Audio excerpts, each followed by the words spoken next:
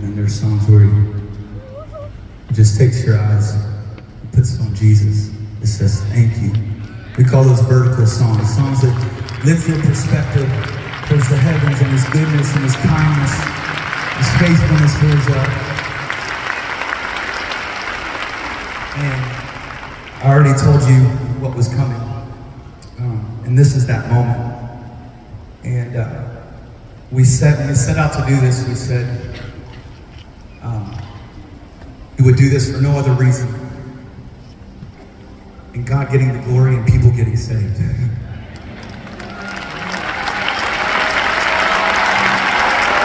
And y'all, I don't have to preach the gospel. It's been preached.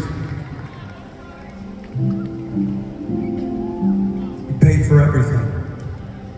You know the beauty of what Jesus paid for wasn't just your past sin, but it's the sin you're sitting in right now.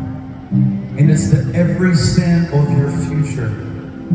Every time you turn against it, every time you do something wrong, what he's paid for it. And when you accept Jesus, he sees us clean and holy and righteous. So different than often how we see ourselves. And I just have to believe maybe there's a few people in here that, God's been working on your heart. Y'all, I look around and I see so many young faces, which I think is such a beautiful thing. Because I think that the generation that is most under attack right now might be the generation that starts a revival in our nation. I really believe that.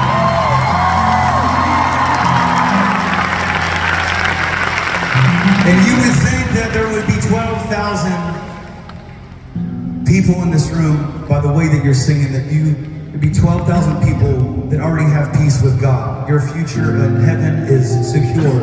However, night after night, we have found that not to be true, that there are a few out there that, whether you got dragged here by your mom, or maybe you've just been wrestling with God.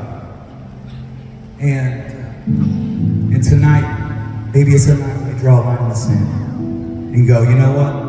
I don't want to go 20% in, 50% in, 99% in. I want to go 100% in. I want to trust you. I'm going to place my faith in you. I'm going to give this a shot.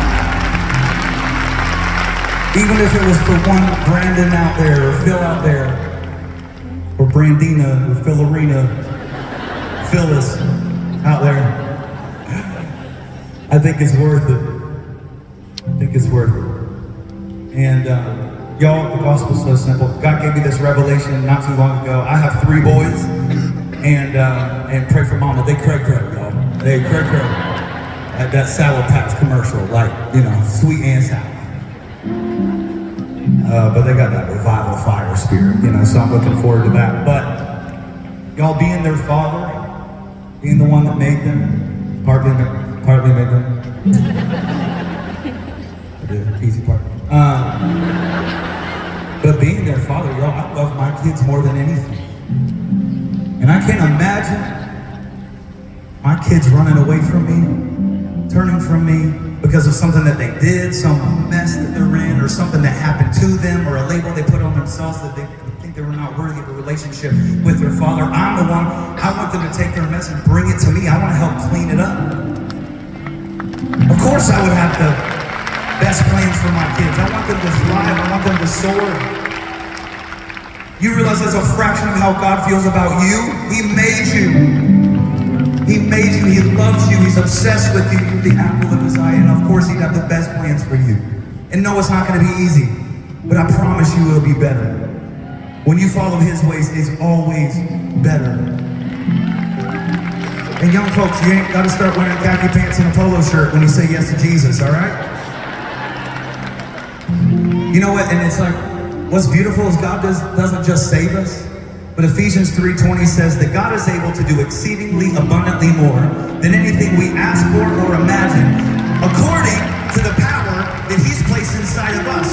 So if you want power that is not of your own, but a power from on high, the Holy Ghost power that is more than able, all of that starts first with a relationship with Jesus. And yes, he wants you to live holy, righteous, and set apart. But all of that, like, say yes to Jesus, and tomorrow figure out more and more how we want you to walk and talk. And so, y'all, the gospel's so simple. It's this simple. In Romans, it says, if you confess with your mouth that Jesus is Lord, and you believe in your heart that God raised him from the dead, you know what it says? You will be saved. There's nothing you gotta do other than confess with your mouth that he's Lord of your life, believe in your heart God raised him from the dead. And so, if you want to pray that prayer, whether you are somebody, you're like, I need to come home. I've been running for some time. I can't think of a better night than tonight to come home. Or you need to pray that prayer for the first time if you want peace with God. I want to help facilitate a conversation between you and God. There's no magic in this prayer, but it's the posture of your heart. And for those who are about to pray this prayer, y'all, after we are going to celebrate you like crazy, because it's the best decision you could ever make.